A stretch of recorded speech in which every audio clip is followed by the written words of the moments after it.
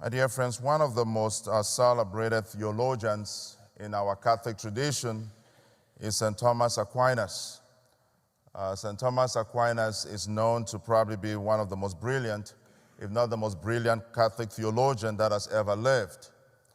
But when you read his works, you notice that St. Thomas Aquinas quotes pagan philosophers, he quotes Jewish thinkers, he quotes Muslim scholars. He has a broad set of sources from which he quotes in order for him to expound his theological points. And in a conversation one time, he was asked, why does he quote all these people who are outside of the Catholic tradition? And Thomas Aquinas said, God is truth, and God is one. And wherever we find truth, we find God. And so for him, wherever truth existed, whether it was on the lips of a pagan, on the lips of a Muslim or a Jewish thinker, as long as it was the truth, it was a manifestation of God's presence. And I think what St. Thomas Aquinas draws on is that intricate connection between the attribute of truth, oneness, and the nature of God. That just as how God is one, the truth also is one.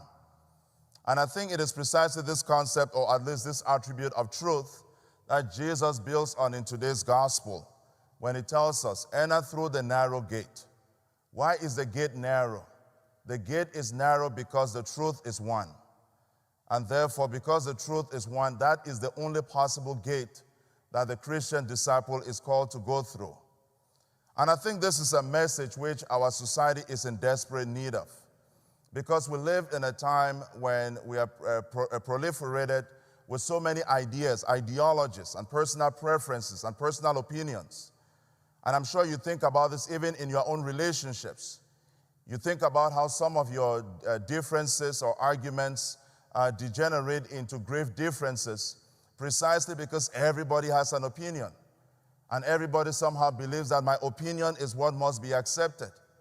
And we fail to understand that in the end, the path of truth, which is the narrow path, is the path of integrity. And I think when Jesus calls us to recognize the need to go through the narrow gate, I think he wants us to understand the moral consequences of living with the truth. Someone who lives according to the truth is someone who lives an integrated life. Imagine that you live a disintegrated life, where in one circumstance you hold a set of values true. In another circumstance, you believe something else. In a different context, you believe something else. That in itself is not only head spinning, but it is such a disintegrated form and a disintegrated way of living. But when we understand that indeed the path of truth is one because the path of truth goes through God himself, then we understand the moral consequences of that. That it helps us not only to live an integrated life within, but it helps us to live an integrated life in our society. Imagine that in our differences, in our arguments, that we were sincere enough, we were humble enough to look for what the truth was, and did not simply allow the arguments or the differences to degenerate into my opinion or your opinion. But in the end, that is what our society has become. You know, there's a story told of a man who was a hiker who was going up a mountain. And as he was climbing up the trail, he lost his path. And he met and ran into a few people. And every one of them gave him a direction, a new direction in one way or another. And none of them was able to bring him to the end of the trail. And then finally he met an old man, and the old man said, just follow the path. Stay on the path. And sometimes that is all we have to do. We have to stay on the path, because it is the path of integrity. It is the path of the integrated life.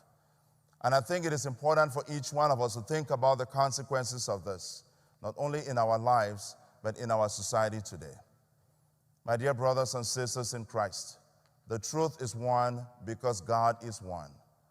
And if we're able to appeal to that truth, if we're able to incorporate that truth in our lives, then so many of the confusions, so many of the unnecessary arguments, so many of the unnecessary divisions that we see in our society, whether at the highest level or even in our own families and in our own community will not only be unnecessary, but each one of us has the capacity to eradicate those things.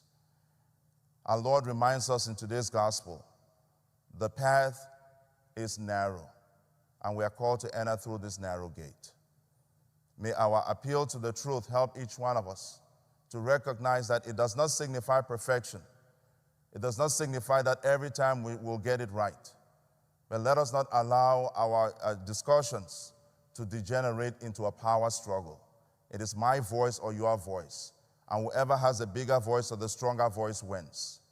But let us have the integrity of life to recognize that in the end, it is the truth that liberates the human spirit.